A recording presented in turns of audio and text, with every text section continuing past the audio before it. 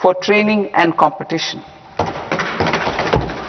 Our third kartavya aligns with our vision of Sabka Saath, Sabka Vikas towards Vikasit Bharat. This requires targeted efforts for 1. Increasing farmer incomes through productivity enhancement and entrepreneurship, with special attention to small and marginal farmers. B. Empowering Divyangjan through access to livelihood opportunities, training and high quality assistive devices. C. Empowering the vulnerable to access mental health and trauma care. D. Focus on the Purvodaya states and the Northeast region to accelerate development and employment opportunities. Fisheries. We will undertake initiatives for integrated development of 500 reservoirs and Amrit Sarovars. 2. Strengthen the fisheries value chain in coastal areas and enable market linkages involving startups and women-led groups together with fish farmer producer organizations. Animal husbandry.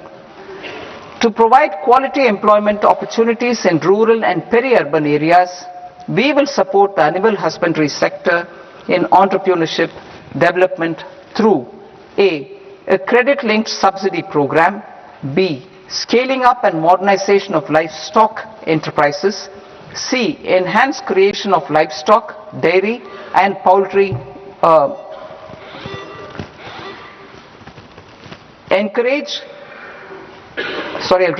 Enhanced creation of livestock, dairy and poultry focused integrated value chains, and D. Encourage creation of livestock farmer producer organizations. High value agriculture. To diversify farm outputs, increase productivity, enhance farmers' incomes and create new employment opportunities, we will support high value crops such as coconut, sandalwood, cocoa, cashew in the coastal areas, agar trees in northeast, and nuts such as almonds, walnuts and pine nuts in our hilly regions. These, all of them, will be supported. India is the world's largest producer of coconuts. About 30 million people, including nearly 10 million farmers, depend on coconuts for their livelihood. To further enhance competitiveness in coconut production, I propose a coconut promotion scheme to increase production and enhance productivity through various interventions, including replacing and non-productive trees with new saplings or plants or varieties in major coconut growing states. A dedicated program is proposed for Indian cashew and cocoa to make India self-reliant in raw cashew and coconut production and processing, enhance export competitiveness, and transform Indian cashew and Indian cocoa into premium global brands by 2030. Sandalwood. Sandalwood is closely linked to India's social and cultural heritage. Our government will partner with state governments to promote focused cultivation and post-harvest processing to restore the glory of the Indian sandalwood ecosystem, to rejuvenate old, low-yielding orchards and expand high-density cultivation of walnuts, almonds and pine nuts. We will support a dedicated program to enhance farmer incomes and in bringing value addition by engaging youth. Bharat Vistar, that is virtually integrated system to access agricultural resources. I propose to launch Bharat Vistar, a multilingual AI tool that shall integrate the AgriStack portals and the ICAR package on agricultural practices with AI systems. This will enhance farm productivity, enable better decisions for farmers, and reduce risk by providing customized advisory support. She Marts for rural women-led enterprises. Building on the success of Lakpati Didi program, I propose to help women take the next step from credit-linked livelihoods to being owners of enterprises. Self-help entrepreneur, she, marts will be set up as community-owned retail outlets within the cluster-level federations through enhanced and innovative financing instruments. Empowering Divyangjan. Divyangjan Kaushal Yojana.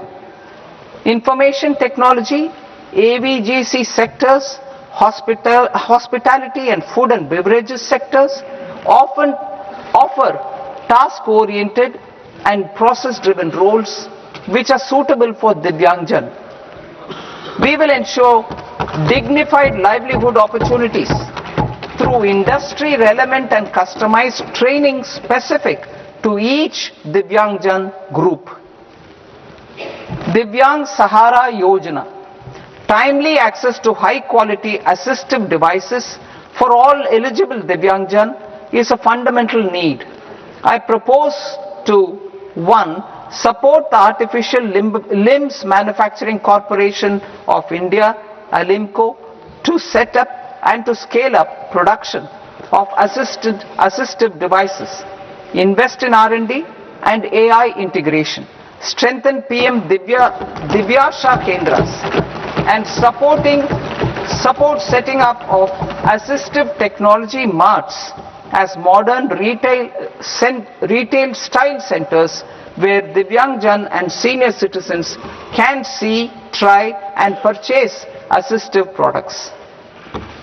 Reaffirming our commitment to mental health and trauma care.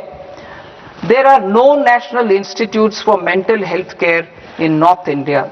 We will therefore set up a NIMHANS 2 and also upgrade national mental health institutes in Ranchi and in Tezpur as regional apex institutions. Emergencies expose families, particularly the poor and vulnerable, to unexpected expenditure. We will strengthen and increase these capacities by 50% in district hospitals by establishing emergency and trauma care centers.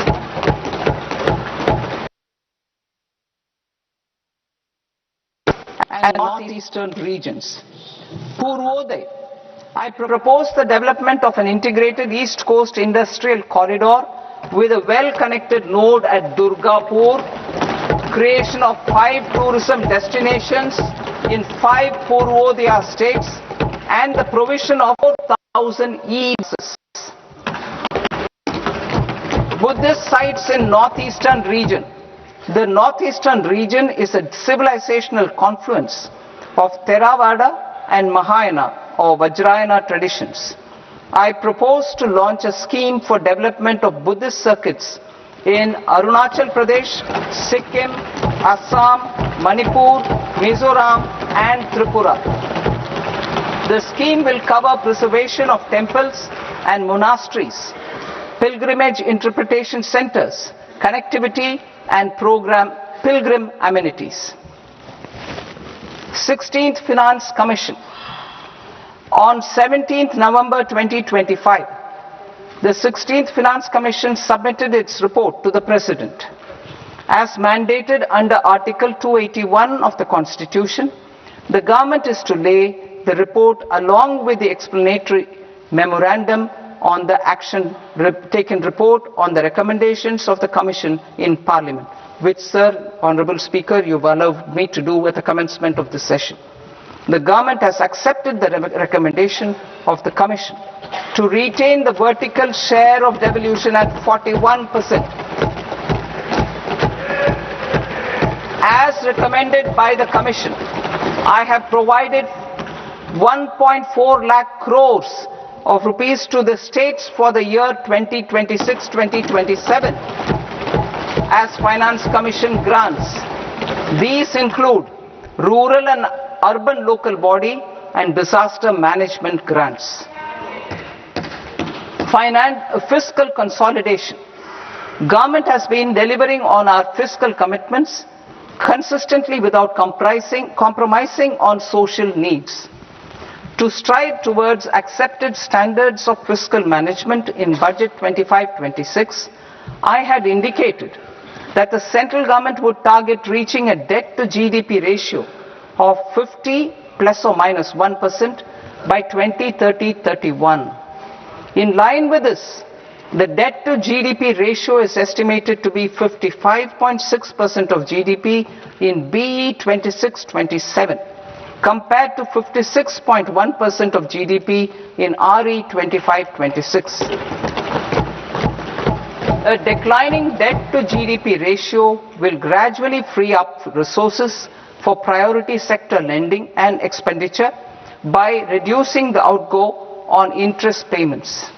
One of the main operational instruments for debt targeting is the fiscal deficit.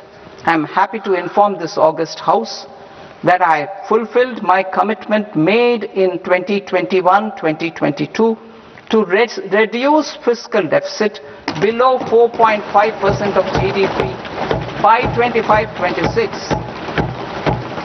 In RE 25-26, the fiscal deficit has been estimated at par with BE of 2025-26 at 4.4% of GDP. In line with the new fiscal prudence path of debt consolidation, the fiscal deficit in BE 26-27 is estimated to be 4.3% of the GDP.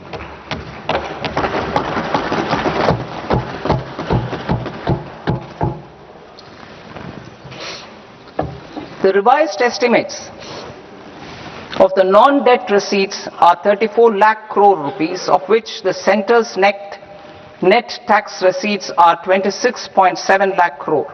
The revised estimate of the total expenditure